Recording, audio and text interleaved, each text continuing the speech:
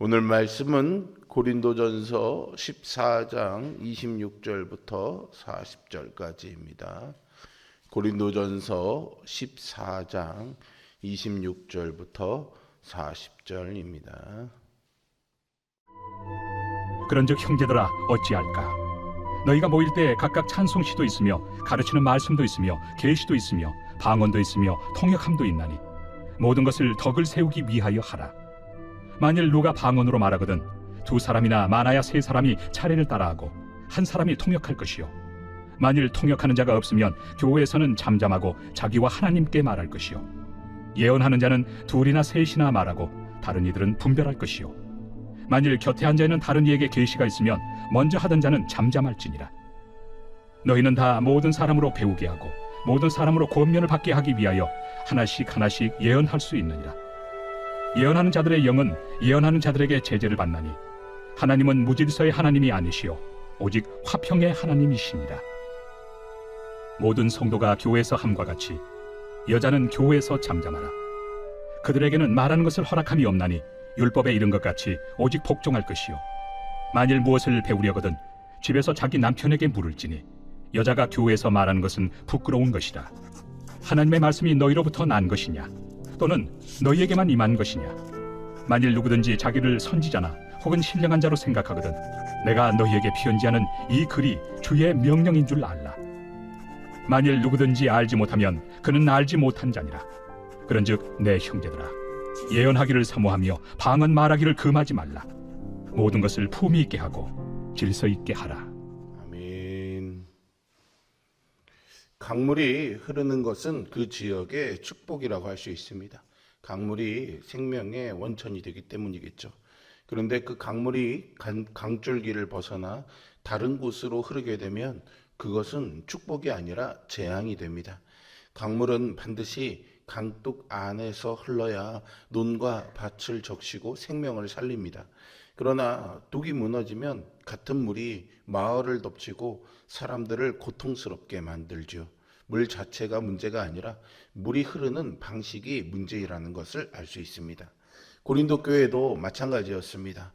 성령의 역사가 없는 교회가 아니었죠. 오히려 신약 성경에 등장하는 교회들 가운데 가장 다양한 은사가 나타났던 교회였습니다.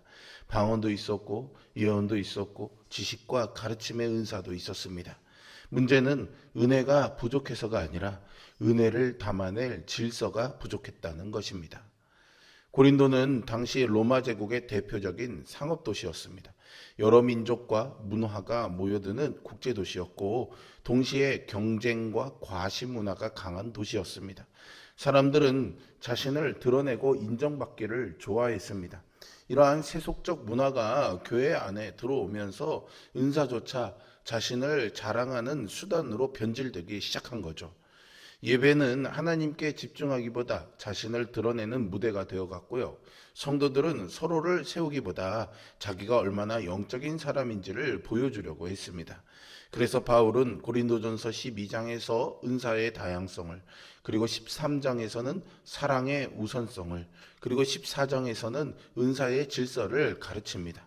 사랑이 없는 은사는 소음에 불과하며 질서 없는 은사는 공동체를 무너뜨릴 수 있기 때문입니다.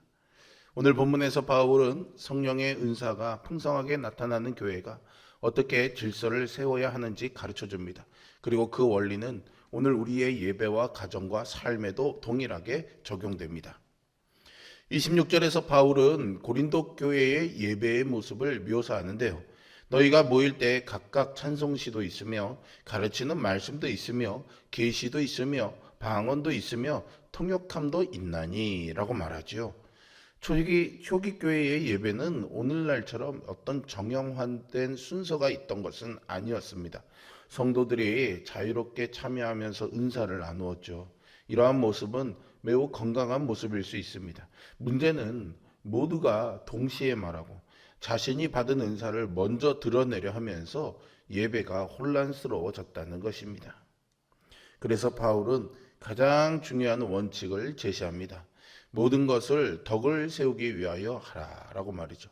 여기서 덕을 세운다는 것은 건물을 세운다는 의미도 포함되어 있습니다. 즉 교회를 든든히 세워가야 한다라는 것이죠. 하나님께서 은사를 주신 이유는 개인의 만족이나 영적인 우월감을 위해서가 아니라 공동체를 성장시키기 위해서입니다. 오늘날에도 우리는 종종 은사의 목적을 오해합니다. 어떤 사람은 자기가 받은 은사를 자랑하고 싶어 하죠. 어떤 사람은 자기의 사역이 인정받지 못하면 섭섭해합니다. 그러나 하나님께서 물으시는 질문은 단 하나입니다. 그것이 교회를 세우고 있는가입니다. 노래를 잘하는 것도 은사이죠. 가르치는 것도 은사입니다. 봉사하는 것도 은사입니다. 재정을 섬기는 것도 은사이죠. 중요한 것은 얼마나 눈에 띄는 은사가 아니라 얼마나 공동체를 세우고 있는가입니다. 바울은 특별히 방언에 대해 구체적인 원칙을 제시하는데요. 당시 고린도 교회에서는 방언이 가장 영적인 은사처럼 여겨졌습니다. 그래서 방언을 하는 사람이 영적으로 더 높은 수준에 있다라고 생각했던 거죠. 그러나 바울은 단호하게 말합니다. 방언은 두세 사람이 차례대로 해야 한다고 말입니다. 그리고 반드시 통역이 있어야 한다고 합니다. 통역이 없다면 교회에서는 잠잠하고 하나님께만 말하라고 하죠. 왜 그렇습니까? 예배는 개인의 체험을 과시하는 자리가 아니라 공동체가 함께 은혜를 받는 자리이기 때문이죠. 아무리 감동적인 체험이라고 해도 다른 사람에게 유익을 주지 못한다면 공예배에서는 절제되어야 합니다. 이것이 바울이 강조하는 원리입니다. 오늘 우리도 같은 질문을 해야 합니다. 내가 하고 싶은 것인가? 아니면 공동체에 유익한가라는 것이죠. 성숙한 신앙은 자유를 주장하는 것이 아니라 사랑 때문에 스스로를 절제하는 것입니다. 이어서 바울은 예언에 대해서도 질서를 세우는데요. 초기 교회에서 예언은 하나님의 뜻을 선포하고 성도들을 권면하며 위로하는 중요한 사역이었습니다. 그러나 예언 역시 검증 없이 받아들여서는 안 되었습니다. 그래서 바울은 29절에서 이렇게 말하죠. 다른 이들은 분별할 것이요 라고 말입니다. 이 말씀은 매우 중요합니다. 고린도 교회 안에서 성령께서 말씀하셨다라고 주장하는 사람들이 많았습니다. 그러나 바울은 아무리 영적인 경험이라고 해도 반드시 공동체의 검증을 받아야 한다고 가르칩니다. 왜냐하면 인간은 언제든 자기의 생각을 하나님의 뜻으로 착각할 수 있기 때문이죠. 오늘날에도 우리는 어떤 결정을 내렸을 때 하나님이 나에게 이렇게 말씀하셨어요 라고 쉽게 말할 때가 있습니다. 그러나 정말 하나님께서 주신 말씀이라면 그 말씀의 기준과 교회의 분별을 통과할 수 있어야 합니다. 신앙은 독주가 아니라 합주입니다. 혼자만 듣고 혼자만 옳다고 주장하는 것은 건강한 신앙이 아닙니다. 특별히 바울은 32절에서 매우 중요한 원리를 말합니다. 예언하는 자들의 영은 예언하는 자들에게 제재를 받나니. 당시의 이방 종교의 제사장들은 황홀경에 빠져서 통제력을 잃는 모습을 신성한 것으로 여겼습니다. 고린도 성도 가운데 성령의 역사를 그런 식으로 이해하는 사람들이 있었던 것 같습니다. 그러나 바울은 분명히 말합니다. 성령 충만은 이성을 잃는 것이 아닙니다. 성령 충만은 절제를 잃는 것이 아닙니다. 오히려 성령은 우리를 더욱 분명하게 하고 더욱 절제하게 하십니다. 갈라디아서 5장에서 성령의 열매 가운데 하나가 바로 절제인 이유가 여기에 있는 것이죠. 이어서 바울은요 예언에 33절에서 선언합니다. 하나님은 무질서의 하나님이 아니시오 오직 화평의 하나님이시니라. 하나님의 임재가 있는 곳에는요 혼란보다 평안이 있고 경쟁보다 화목이 있으며 자기 과시보다 배려가 있습니다. 예수님께서 오병이어의 기적을 행하실 때도 먼저 사람들을 50명씩 앉게 하셨죠. 하나님은 이 질서를 통해서 기적을 베푸셨습니다. 우리 가정도 마찬가지입니다. 사랑만 있으면 된다고 생각하지만 실제로는 질서가 필요합니다. 교회도 마찬가지입니다. 열심만으로 건강한 공동체가 세워지지 않습니다. 서로를 존중하고 배려하는 질서가 있을 때 은혜가 모든 사람에게 전달됩니다. 마지막 부분에서 바울은 예배 가운데 나타난 또 다른 혼란을 다룹니다. 34절과 35절은 오늘날 많은 논쟁이 되는 부분이기도 한데요. 그러나 이 말씀은 여성 전체를 침묵시키기 위한 명령이라기보다는 당시 고린도 교회에서 발생한 특정한 무질서를 다루고 있다고 보는 것이 문맥에 더 적합합니다. 그리고 고린도전서 11장에서 바울은 여성들이 기도하고 예언하는 사실을 인정한 바 있습니다. 따라서 여기서는 예배를 방해하는 형태의 발언이나 질문을 제안하는 것으로 이해하는 것이 자연스럽습니다. 핵심은 남성과 여성의 문제가 아니라 예배의 질서였습니다. 누구든지 자신의 말이 예배 전체를 방해한다면 절제해야 했습니다. 바울은 이어서 37절에서 강력하게 말하죠. 만일 누구든지 자기를 선지자나 혹은 영적인 자로 생각하거든 내가 너희에게 쓰는 것이 주의 명령인 줄 알라라고 말입니다. 참된 영성은 자기의 체험을 절대화하는 것이 아닙니다. 참된 영성은 하나님의 말씀 앞에 복종하는 것입니다. 당시 고린도 교회에는 자기가 받은 계시를 사도 바울의 가르침보다 더 높게 여기려는 사람들이 있었습니다. 그러나 바울은 말씀의 권위를 분명히 세우죠. 은사보다 말씀, 체험보다 말씀, 감정보다 말씀이라는 겁니다. 교회는 말씀 위에 세워질 때 건강합니다. 1969년 아폴로 11호가 달 착륙을 시도할 때 컴퓨터에서는 수많은 경고 신호가 발생했다고 합니다. 그러나 시스템은 가장 중요한 명령을 우선적으로 처리하며 불필요한 작업들을 제거했습니다. 그 결과 인류 최초의 달 착륙이 가능했던 거죠. 우리의 신앙도 그렇습니다. 수많은 생각과 감정과 욕심이 우리의 안에서 끊임없이 작동합니다. 그러나 가장 중요한 기준은 하나님의 말씀이어야 합니다.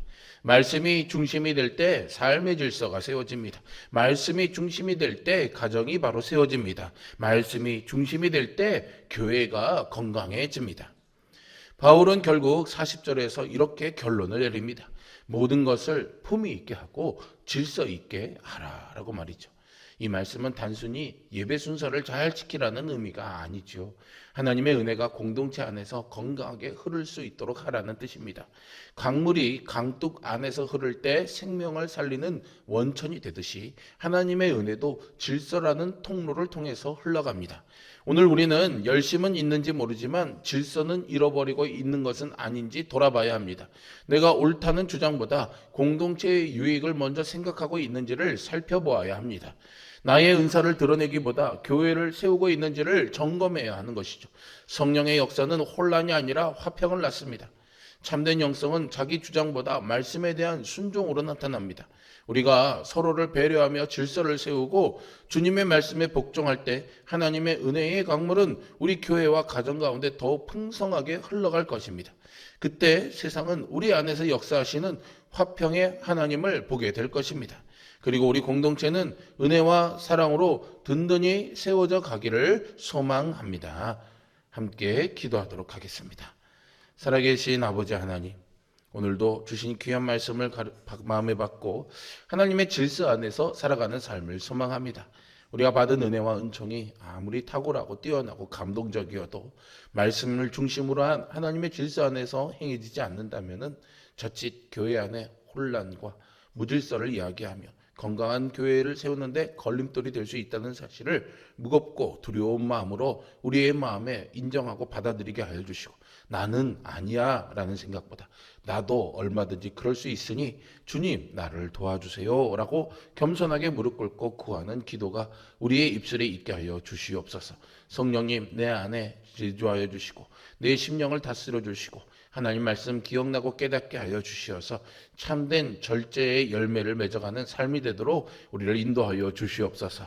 우리 옹천성결교회 공동체가 이렇게 하나님의 말씀 안에서 서로 절제하며 겸손하게 섬기며 자신을 드러내려 하기보다 공동체의 유익을 생각하는 낮고 엎드리는 절제의 삶으로 건강한 공동체로 세상의 소금과 빛의 역할을, 복음의 능력을 드러내는 귀한 믿음의 공동체로 세움받도록 성령님 역사하여 주시옵소서. 우리가 품고 기도하는 187명의 전도 대상자들 위해 하나님 함께하여 주시고 작정하여 이제 교회로 오기로 마음먹은 자들의 마음 가운데 하나님이 역사하여 주시고 그들의 상황을 주장하여 주시어서 환경과 상황들이 그들의 발걸음을 주저하게 하지 못하도록 성령님 역사하시고 안배하셔서 그들의 발걸음을 안전히 인도하여 주옵소서. 오늘도 하나님 주신 말씀 안에서 은사와 은혜를 풍성히 누리되 하나님 질서 안에 살아가는 삶의 지혜를 배우는 삶이 되기를 소망하며 예수 그리스도의 이름으로 기도합니다. 아멘.